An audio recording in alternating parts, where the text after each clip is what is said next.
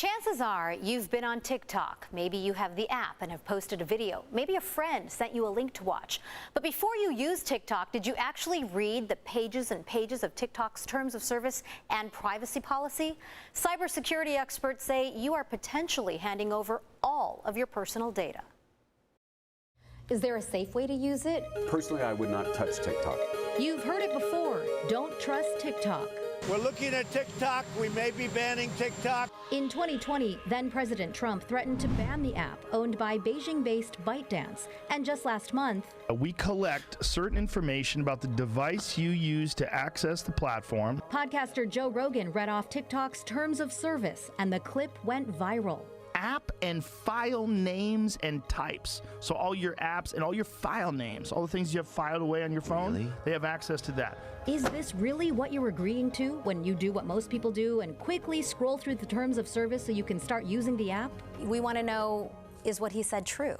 Oddly enough, I don't typically agree with Joe, but he is absolutely spot on correct as it relates to TikTok. It is, from my perspective, a clear and present danger in terms of the amount of data that is collected. It has elements within its terms of service that allow TikTok to share the information collected with anybody and everybody that they choose to, up to and including potentially agencies within the Chinese government.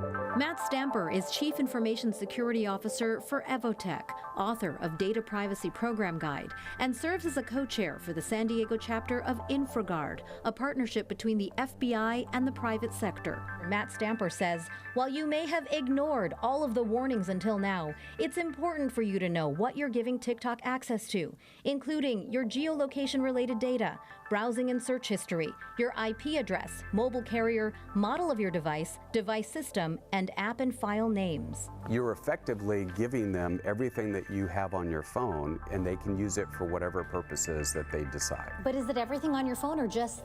It's the way the terms of services are written. When you're using other applications, they know your files, they know your data, you know your contacts.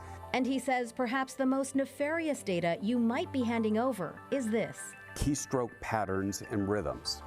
That's a euphemism for keystroke logging. There are systems in place that would allow them to potentially get information like what keyboard inputs you're doing or what buttons and links you are clicking.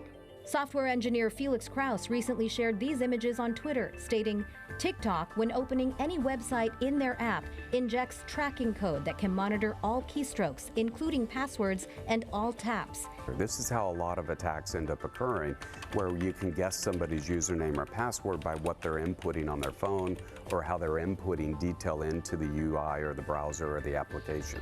Some people might not care. They might think, I'm just a regular individual sitting at home. I want to post goofy content. But what is the risk to national security?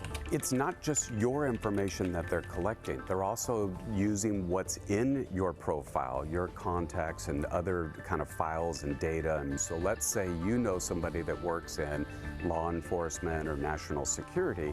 There's a risk of things like doxing, where the identities of people that work in specialized areas are effectively conveyed.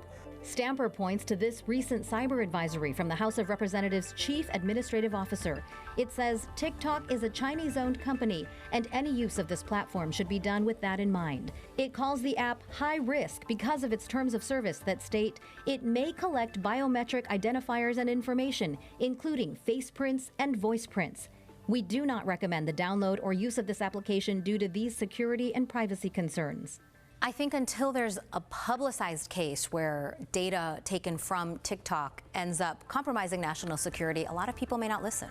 I think there are cases. I don't know how well publicized they are, but I think there's enough inference and enough risk, both from a legal perspective as well as from a functional perspective, that would suggest that TikTok is probably not an application that should be widely used. I reached out to TikTok through their media inquiry page. A TikTok spokesperson emailed me back and addressed software engineer Felix Krause's research, which states TikTok has tracking codes that can monitor your keystrokes and your logins. Now, a TikTok spokesperson told me in part, quote, contrary to the report's claims, we do not collect keystroke or text inputs through this code, which is solely used for debugging, troubleshooting, and performance monitoring. The spokesperson also gave me several links to statements they say refute all of the claims and directed me to their FAQ page, all of which we've put on our website, cbs8.com. I then asked for a follow-up interview and clarification as to why the concerning verbiage is still in their terms of service if they're not doing anything that cybersecurity experts say is concerning. As of right now, I have not heard back.